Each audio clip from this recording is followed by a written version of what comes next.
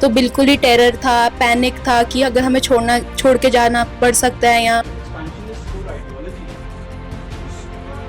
और ऊपर से ये तो पता था कि पाकिस्तान ने रिटेलिएट करना है, लेकिन ये नहीं पता था कि जम्मू में भी आ जाएगा। मतलब हम ये सोच रहे थे बॉर्डर तक होगा, तो सिटी में मेरे को बिल्कुल एक्सपेक्टेड नहीं था कि ये सब कुछ हो जाएगा। And it was really very terrifying, I would say it was really very terrifying. Divinely protected हैं, तो कटरा में आज सच ऐसी कोई चीज़ हुई नहीं। पहले भी पुलवामा अटैक हुआ, इतने सारे हमारे रियासती टेरर अटैक हुआ, अमरनाथ यात्रीज पे, फिर ये पहलगाम। तो मतलब पाकिस्तान के लिए ज़रूरी था कि उनको जवाब मिले। पर एक डर तो लगता ही है कि अगर इन केस नहीं और हमारे घर पे गिर जाए, हमारी फैमिली पे कुछ नुकसान हो जाए, तो काफ़ी डर लगता है। पाकिस्तान की तरफ से ऐसे कोई मतलब काम ना किया होगा जिसमें टेररिज्म ना हो, तो सर मुझे लगता है सीज फायर का सर कोई मतलब ही नहीं बनता। 7 मई से करीबन 11 मई तक Jammu Kashmir almost war zone था। और पिछली बार हमने आपको ओपन माइक में अरनिया के इंटरनेशनल बॉर्डर से गांव के उन लोगों के साथ बात करवाई थी जो बिल्कुल सामने पाकिस्तान की गोलीबारी का मुकाबला कर रहे थे, एक तरह से बिना वर्दी के सोल्जर्स ही थे।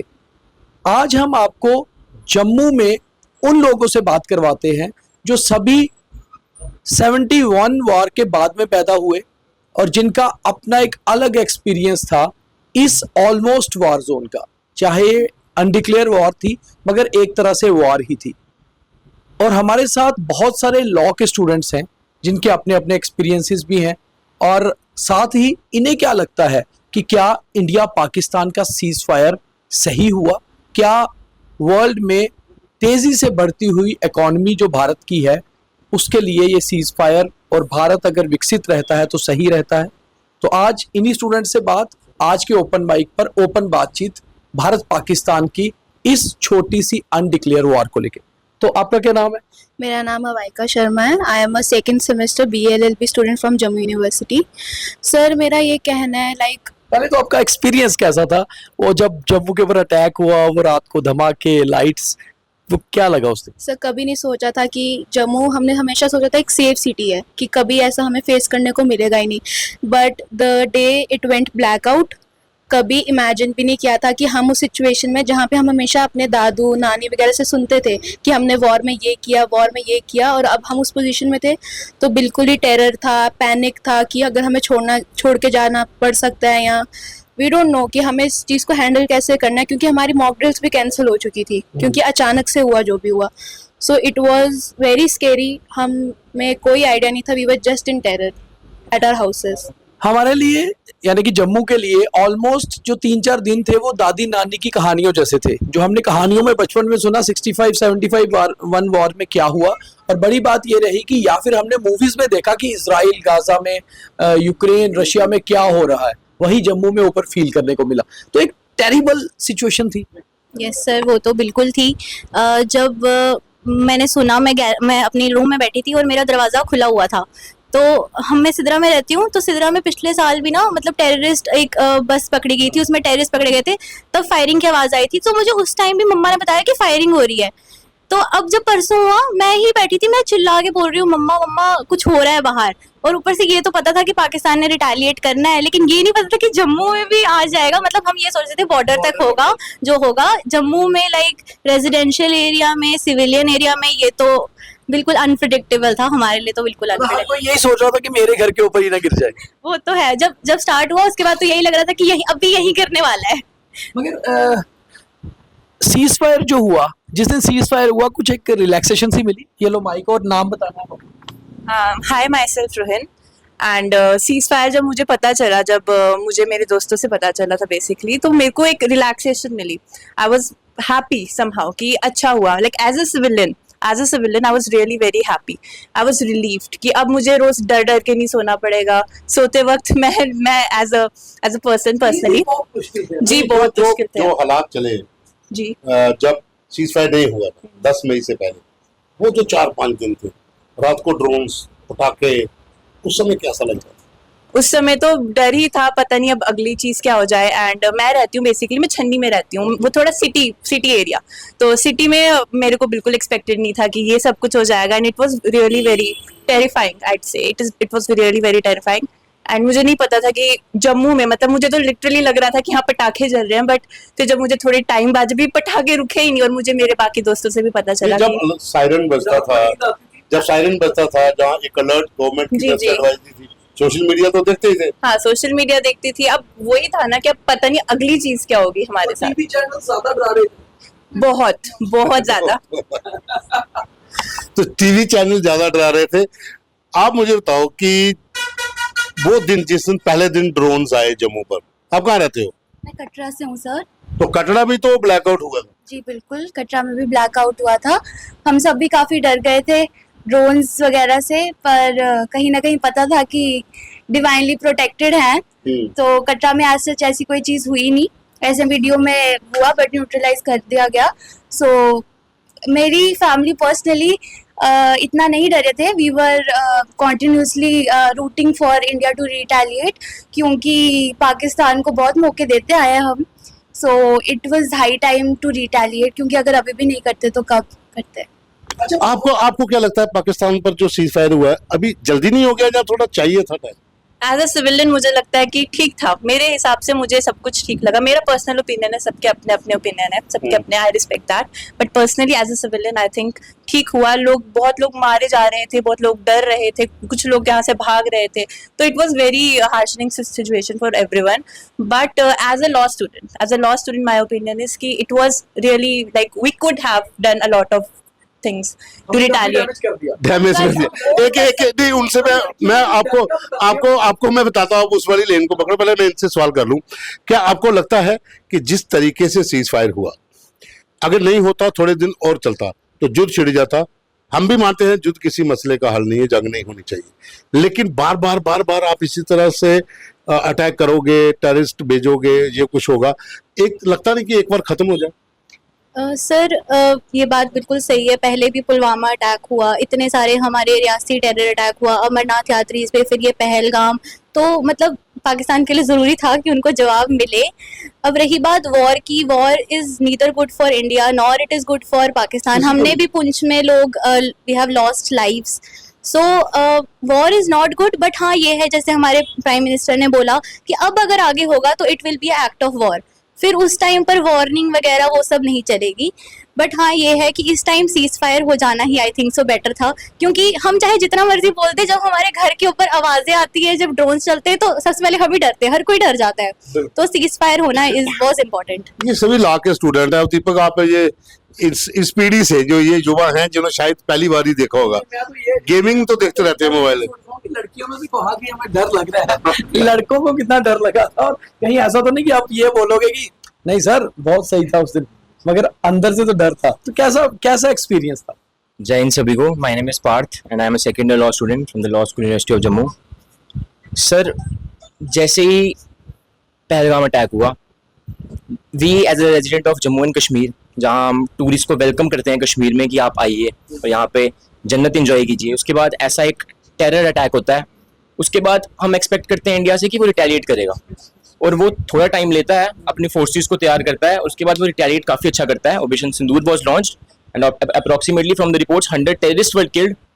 उसके बाद इतना पता था कि पाकिस्तान की साइड से रिटेलिएशन होगा and India was ready for that. उसके बाद जब हम 3-4 दिन बाद इतने टेरर माहौल में रह के हम देखते हैं कि हमारे आसमान से ड्रोन्स जा रहे हैं, दे वर बीइंग डिफ्यूज्ड, पर एक डर तो लगता ही है कि अगर इन केस नहीं और हमारे घर पे गिर जाए, हमारी फैमिली पे कुछ नुकसान हो जाए, तो काफ़ी डर लगता है। उसके बाद 3-4 दिन बाद जब सीज फायर अनाउंस होता है, that was not announced by either India, that was not announced by either Pakistan, the two countries that were being in the war, that was announced by USA. India failed as a diplomatic nation, क्योंकि जब आप diplomacy की बात करते हैं, S Shankar being the foreign minister of India, जब वो बाहर जाके ऐसी स्टेटमेंट्स पास करते हैं कि we are the forefront countries, we are the emerging powers in the world, और पाकिस्तान को ओपनली चाइना सपोर्ट कर रहा था, पाकिस्तान को ओपनली टर्की सपोर्ट कर रहा था, पाकिस्तान को ओपनली उज़्बेकिस्तान सपोर्ट कर रहा था, अजरबैजान सपोर्ट कर रहा था। इंडिया के पास एक भी ऐसा नेशन नहीं था जो फोर फ्रंट पे आके इंडिया को सपोर्ट कर रहा था। मगर एक चीज़ है, जो आपने बात कही ठीक कही, कि उसके बाद जैसा सीज फायर हुआ वैसा सीज फायर इंडिया उसको कहीं ना कहीं डाइजेस्ट नहीं कर पा रहा था कि सीज फायर होता हमारी अपनी शर्तों पे। मगर अब हमें जो पता चल रहा है, जैसे ट्रंप ने यू टर्न लिया, ट्रंप ने बोला कि पहले उसने कहा कि हमने मीडिएट किया, अब उन्होंने कहा कि नहीं, हमने सिर्फ बातचीत के लिए सपोर्ट किया। तो मुझे लगता है कि ट्रंप ही गलत था, कहीं ना कहीं हमारी कंट्री ठीक थी उस जगह। हमने जो कहा कि हमने पाकिस्तान, और अब ये जो चीज़ें सामने आ रही हैं कि पाकिस्तान हमसे 10 मई की सुबह से ही लगातार बातचीत कर रहा था, ये तो बात अलग है। जो 335 पे हमारे डीजीएमओ ने उन हॉटलाइन पे उनसे बात की, पर कहीं ना कहीं एक फील आ रही है कि हमने इस बार पाकिस्तान को सबक सिखाया। सर मुझे क्लियरली लगता नहीं है कि हमने पाकिस्तान को अभी पूरा कंप्लीट थोड़ा सबक सिखा पाए हैं। सर जो बेसिक चीज़ थी, अगर हम देखी जाए तो जो हमारा जो सीज फायर हुआ, इंडिया की क्या शर्त रही होगी कि टेररिज्म नहीं होना चाहिए। सर आप मुझे खुद बताइए, इतिहास गवाह है 47 के बाद सर क्या एक दिन भी ऐसा क्या जिस दिन पाकिस्तान की तरफ से ऐसे कोई मतलब काम ना किया होगा जिसमें टेररिज्म ना हो। तो सर मुझे लगता है सीज फायर का सर कोई मतलब ही नहीं बनता। और सर कोई ऐसा बंदा, बाहर का बंदा सीज फायर करा के जा रहा है जिसको वैसे भी जो जिनकी सर जब जिनकी स्टेटमेंट्स ही मैच नहीं करती हैं, वो कहते हैं कि हजारों साल से इंडिया पाकिस्तान का कॉन्फ्लिक्ट चल रहा है। उनको कोई बताए हजारों साल तक तो ये एक ही नेशन थी, कन्फ्लिक्ट तो था ही नहीं। कन्फ्लिक्ट तो अभी ये बहुत यंग है सर, 100 साल भी नहीं हुए हमारी कन्फ्लिक्ट को। पर सर ये है कि सीज फायर का सर अभी क्लियरली उतना कोई सर हम मतलब हम समझ नहीं पा रहे हैं। आपको गुस्सा या डर है? आपके चेहरे पे मुझे कुछ नजर आ रहा है जो आप कहना चाहते हैं। आप लो माइक लो बताओ। Hi everyone, I'm Vishnu, a fourth semester law student from KC Law College, and Vishnu आपके सुदर्शन चक्र नहीं कुछ आया। वो तो घूम रहा था रात में, वो जितने आ रहे थे ड्रोन उसमें विष्णु कह रहे थे। S-400 को सुदर्शन चक्र ही कहते हैं। हाँ जी। So आपने सवाल पूछा कि गुस्सा है या डर है, तो उसके लिए मेरा जवाब ये है कि मेरे गुस्से या डर से नहीं होता। मुझे लगता है प्रैग्मैटिज्म हमें हमेशा अपनी लाइफ में फोर फ्रंट पे, एक प्रैग्मैटिज्म का ट्रेट हमेशा हमें अपने किसी भी डिसीजन को लेने से पहले प्रैक्टिकल अप्रोच रखनी चाहिए। तो इंडिया के लिए प्रैक्टिकल रिटेलिएशन तो ज़रूरी थी, और ये एक पैराडाइम शिफ्ट है कि इंडिया ने पाकिस्तान में सिर्फ पीओके में नहीं अटैक किया, बट पंजाब में, पंजाब प्रोविंस जो पाकिस्तान का कोर है, हाँ पाकिस्तान, जैसे आसिम मुनीर का भी एक बहुत ही स्ट्रॉन्ग स्टेटमेंट था, वैसे उन्होंने बलूचिस्तान के लिए बोला कि ये हमारे माथे का झूमर है। पर पाकिस्तान का पंजाब प्रोविंस है, वो सबसे पॉपुलस, इकोनॉमिकली सबसे प्रॉस्परस पाकिस्तान का प्रोविंस है, और वहाँ पे मुरीद के जैसी जगह में वहाँ पे स्ट्राइक, यहाँ कोलैटरल डैमेज हुआ, वहाँ पे मॉस्क में डैमेज हुआ, पीओके में, मुजफ्फराबाद में मॉस्क डैमेज हुई, सिविलियंस की डेथ हुई। बट पाकिस्तान ने जो स्पॉन्सर किया जिन टेररिस्ट को, उनका तो मकसद ही था कि इंडिया में कम्युनल रिफ्ट को बढ़ावा देना, एक कम्युनल डिवाइड बनाना, हिंदूज को स्पेशली टारगेट करके। तो मुझे ये लगता है कि इंडिया का रिस्पॉन्स, जैसे हमारे पब्लिक ऑफिशियल्स ने भी कहा है कि इंडिया का रिस्पॉन्स नॉन एस्केलेटरी होना चाहिए, उनका नॉन एस्केलेटरी मोटिव था, और जो रिस्पॉन्स था वो भी नॉन एस्केलेटरी था, और वो एकदम कंट्रोल और कंसाइज था। सिर्फ हमारी जो टेररिस्ट कैंप्स हैं उन्हीं को टारगेट किया गया। और देखने वाली बात ये है कि पाकिस्तान ने लश्कर तैयबा जैसी ऑर्गेनाइजेशंस को, ऐसे तो बहुत टेररिस्ट ऑर्गेनाइजेशंस हैं, हयात तहरीर अल शाम जैसी ऑर्गेनाइजेशंस, तालिबान के ऑफस्प्रिंग्स हैं पाकिस्तान में, जो खैबर पख्तूनख्वा में ऑपरेट करते हैं। बट लश्कर तैयबा की एक यूनिक क्वालिटी ये है कि वो 1947 से पाकिस्तानी स्टेट का जो कोर है, उसकी कोर आइडियोलॉजी है, जो एक्सपेंशनिस्ट कोर आइडियोलॉजी है, उसका फोर फ्रंट संभालना लश्कर तैयबा का काम है। और जो हमने उनके घर में घुस के, जैसे हमारे प्राइम मिनिस्टर ने बार बार ये चीज़ बोली है कि घर में घुस के हम टारगेट करेंगे, वो चीज़ जो इंडिया ने इस बार की है वो एक पैराडाइम शिफ्ट है, क्योंकि इससे पहले हम सिर्फ पीओके तक लिमिटेड थे, या ज़्यादा से ज़्यादा। आपको क्या लगता है जंग होनी चाहिए? देखिए, तो हो गई, हाँ, डिक्लेयर होके होनी चाहिए। नहीं, मुझे लगता है कि ऐसा नहीं होना चाहिए था, जंग नहीं होनी चाहिए थी, कि क्योंकि ऐसे बहुत सारे सिविलियंस हैं पाकिस्तान में भी जो वहाँ की मिलिट्री एडमिनिस्ट्रेशन से बहुत परेशान है। ऑल्दो वो कुछ कर नहीं सकते, उनके कंट्रोल में कुछ है नहीं है, बट वो मिलिट्री एडमिनिस्ट्रेशन को अंदर ही अंदर, इसी वजह से इमरान खान जैसा लीडर, जो हम देख सकते हैं, Imran Khan was not a despotic leader. चलो नहीं, मैं इनसे बात कर रहा हूँ। आपका क्या नाम है? अमन शर्मा। अमन की आशा रखते हो जहाँ जंग? सर ऐसे लग रहा था आपने कुछ बोलना नहीं। सर अमन की आशा तो हम तब रखते कि मतलब जैसे हर चीज़ की ना दो पहलू होते हैं। अब एक साइड हम इमोशनल होते हैं बट एक साइड हम प्रैक्टिकल होते हैं। लेकिन जो चीज़ें अभी घटी और जिस तरीके से घटी और जो जो नाम लेके घटी, अभी कुछ ऐसी स्टेटमेंट्स भी अगर पास की जाएं तो जो कि गलत हो जाएंगी क्योंकि हम एक सेकुलर कंट्री में रहते हैं। बट जब वो चीज़ें हम सुनते हैं या सोशल मीडिया पे देखते हैं तो ऐसे दिल खोलता है कि एक बार वॉर हो ही जाए तो इनको पता लग जाए कि जैसे मैं हिंदू हूँ, मैं तो हिंदू का सपोर्ट करूंगा और मैं बोलूंगा कि अगर हिंदुओं को बता के पूछ के अगर मार रहे हैं हिंदू, तू हिंदू है तो तुझे मारा जाएगा। मुझे लगता है जैसे विष्णु ने कहा कि पाकिस्तान से एक कोशिश हुई कि कॉमनवेल्थ क्लैशेस में कॉमनवेल्थ वो सफल नहीं हुआ। हमें तो सफल नहीं हो पाए क्योंकि हम आज भी इकट्ठे हैं। तो हम क्यों ना बाकी डेवलप्ड कंट्रीज की तरह भी द इंडियन फर्स्ट की बात करें। व्हाई वी स्पीक, ठीक है हम सभी अपने अलग अलग धर्मों से हैं, वो तो हम जिस धर्म में हमें ईश्वर ने, अल्लाह ने, वाहिगुरु ने पैदा किया हम उसी धर्म के हो गए। मगर हमें अभी भारत में पैदा किया तो हमें भारत में एक साथ करना चाहिए। यही चीज सबूत हमने अपने इंडिया ने अपने मिलिट्री प्लेटफॉर्म पे लिया जब सोफिया कुरैशी को और मोमिता सिंह को एक प्लेटफॉर्म पे लाया कि आप ऑपरेशन सिंदूर के बारे में बताइए, ताकि हम ये बता पाए this is our army where we are one. Sir मैं ये नहीं बोल रहा कि मैं सिर्फ हिंदू धर्म को सपोर्ट कर रहा हूँ। मैं भी मानता हूँ जो कि उन्होंने प्रधानमंत्री जी ने जो ऑपरेशन सिंदूर लागू किया था उसके बाद वो जो उन्होंने जो किया वो ठीक था।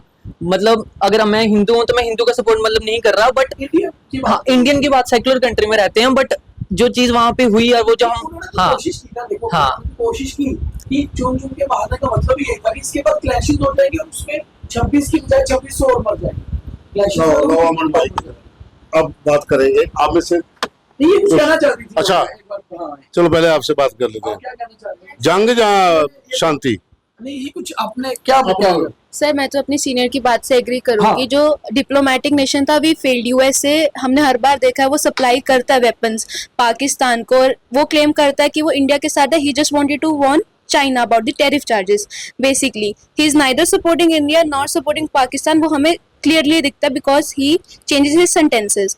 सीज फायर सर जो नॉन बॉर्डर एरियाज है मे बी हम भी, क्योंकि नेशनलिज्म फीलिंग सब में है कि अगर एक ही बार टेररिज्म खत्म हो जाए। लास्ट ईयर भी हमने देखा इतने टेररिस्ट अटैक्स हुए तब किसी ने कुछ नहीं बोला मीडिया में जाके, तब सिर्फ न्यूज हुई। There was no retaliation to Pakistan this time because tourist were involve, that's why there was retaliation. नहीं ये इसलिए रिटेलिएशन का रीजन ये था जो हम सारी चीजों से निकल के आ रहे हैं। हम एक पॉइंट को नहीं समझ पा रहे कि ये एक ऐसा अटैक था जिसने देश को हिला के रख दिया। आपने जो पिक्चर्स जो वीडियोस हम लोगों ने देखे उनसे देख के हर आदमी अपने आप को कनेक्ट कर रहा था कि अगर मैं अपनी फैमिली के साथ पहलगाम में होता और मेरे साथ बच्चे सोच रहे थे कि हमारे पापा के साथ ऐसा हुआ होता, हर यंग लेडी सोच रही थी कि अगर मेरे हस्बैंड के साथ ऐसा हुआ होता। तो ये ऐसी चीज थी, कुछ चीजें हमें माइंड से कनेक्ट कर जाती हैं जिसको कहते हैं हम बार्बरिक एक्ट। है ना, ये इतना बार्बरिक एक्ट था कि इसके ऊपर अगर इंडिया रिएक्ट नहीं करता तो मुझे लगता है कि फिर कहीं ना कहीं ये गवर्नमेंट को लेकर हम अपने आप में एक बड़ा वो फील करते हैं कि हम वीक हैं। तो ये रिएक्शन करना बहुत जरूरी था। सर हर साल टेररिस्ट अटैक्स होते हैं, हमने देखा कश्मीर में तो आए दिन लोग जाते हैं, उनकी भी फैमिलीज होती हैं। ये इस बार मुद्दा बना बिकॉज टूरिस्ट वन इन्वॉल्व। अगर नॉर्मली कश्मीरी लोग होते हैं या हम नहीं होते वो इतना बड़ा न्यूज कभी। मुझे लगता है कि टूरिस्ट इन्वॉल्व होने से नहीं था, इसमें ये था जैसा एक्ट हुआ, जैसा इन्वॉल्व एक्ट था वो एक्ट ही बहुत बार्बरिक था। लास्ट ईयर भद्रवाह में हुआ, किश्तवाड़ में हुआ, डोडा। ऐसा एक्ट नहीं हुआ था, सिलेक्टिव किलिंग नहीं थी, एक जर्नल अटैक हो जाना। थिंग इज टेररिज्म जो हर साल होती आ रही है। आज जो आपको लगता है ऑपरेशन सिंदूर में हमने पुराने बदले भी ले लिए या नहीं? नहीं सर नहीं लिए अभी। अभी भी रिटेलिएशन पुंछ में जो कैजुअलिटीज हुई हैं उसका किसी ने मतलब एक next जिक्र time- भी नहीं किया। उसका एक सवाल लेते हैं। हाँ, ये अच्छा पहले सभी को क्लोज करते हैं फिर उसके बाद, है ना। अच्छा आप दोनों से छोटा छोटा सवाल है ना, एज ए लॉ स्टूडेंट है, अब ये सिंदूर भी हो गया, सब हो गया, एज ए लॉ स्टूडेंट एक कंट्री के भीतर जिस तरह से एक साजिश हुई कि धर्म पोष के मार के वो एक खाई डालनी दो कम्युनिटी के बीच में, क्या आपको लगता है कि इस तरह के जो एक्ट करेंगे, वो इस तरह की जो साजिश रचेंगे, we are the Indians, we youth, हम क्या चाहते हैं कि ऐसा सफल हो पाएंगे? देखिए एक इंसान का धर्म पूछ के उसको मारना, इससे बुरा क्या ही हो सकता है। आप किसी से उसका रिलीजन पूछ रहे हो, उसको मार रहे हो, just because he is not born in a certain religion he don't deserve to die. He never deserves to die. He is born in, if he is born in Hinduism, he deserves to die as a Hindu and with whole respect. Just because he is a Hindu, just because वो एक हिंदू है, इसका ये मतलब नहीं है कि उसको मारना चाहिए। हम भी हिंदू हैं, हम अपने धर्म की इज्जत करते हैं। यहाँ पे हमारे साथ काफी और भी धर्मों के लोग हैं, वो अपने धर्म को इज्जत करते हैं, वो हमारे धर्म को इज्जत करते हैं। पर ये जो टेररिज्म है, terrorism has no religion and I totally support that. Terrorism has no religion. आप मुझे बताइए कि एज ए यूथ जो इंडिया को एक स्ट्राइक करनी चाहिए थी, पावरफुल स्ट्राइक, जो लोग वेट कर रहे थे काश इस बार हो जाए, उससे आपको लग रहा है कि ऐसा हुआ? सर ज़रूर हुआ, ऑपरेशन सिंदूर से हुआ। Till the time cease fire announce नहीं की गई, इंडिया काफ़ी अच्छा रिटेलिएट भी कर रहा था, न्यूट्रलाइज भी कर रहा था एंड डट के जवाब भी दे रहा था, जब तक सीज फायर नहीं अनाउंस की गई थी। एंड मुझे लगता है पॉलिटिकल वे से तो इट्स गुड, क्योंकि डिप्लोमेसी भी देखनी है, सबसे रिलेशंस भी देखने हैं। एंड एज हमारे पीएम ने बोला है कि act of terrorism will be equal to act of war, तो that means it's like a win situation for India, क्योंकि ऑब्वियसली हम हारे तो नहीं है, क्योंकि अब अगर पाकिस्तान करेगा तो इंडिया विल रिटेलिएट। ठीक बनोगे तुम सब, तुम अभी से डिप्लोमेसी कर रहे हो। क्लोज कर अच्छा, दो। क्या कह रहे थे आप? सर मेरे हिसाब से ceasefire was not the option, क्योंकि India was a strong nation. हम कटोरा लेके IMF के पास नहीं ये पैसे मांगने, पाकिस्तान गया था, और वहाँ अमेरिका के पास 24.01% वोट शेयर था कि उसने पाकिस्तान को पैसे प्रोवाइड करने हैं नहीं करना है। इंडिया के पास 3% वोट शेयर था वहाँ पे। अगर हम पैसों को रोक नहीं सकते पाकिस्तान के पास जाने से, एटलीस्ट हम डिले तो कर सकते हैं कि जब तक इस वॉर का सोल्यूशन नहीं आ जाए तब तक हम पैसे रोक के रखें, पर नहीं, पैसे उनको अगले दिन नहीं मिल गए। India has always been a peace loving nation. इसका मतलब ये नहीं कि जब हमारे पास पहलगाम अटैक होता है तो हम ऑपरेशन सिंदूर लॉन्च करते हैं। तो जो पुंछ में 15 लोग मरे, अब उनके लिए कौन सा मिशन लॉन्च करोगे? जो हमारे जम्मू सिटी में इतने घर टूटे, उसके लिए कौन सा आप मिशन लॉन्च करोगे? तो हमारे पास इस टाइम स्ट्रॉन्ग होल्ड था, we were retaliating best of the times. हम चाहते थे कि हम POJ के, जब पार्लियामेंट में अमित शाह वर्सेस फारूक अब्दुल्ला स्टेटमेंट्स होती हैं तो अमित शाह क्या बोलते हैं, POJ के भारत का एक अभिन्न अंग है तो हम उसको लेके रहेंगे, तो ये बेस्ट ऑप्शन था उसको लेने का, तो आपने वो मिस कर दिया। तो यही हमारी कोशिश थी कि ओपन माइक का मतलब ये होता है कि ओपनली सबकी बात सुनी जाए, जो भी कुछ बात रखना चाहता है वही हो।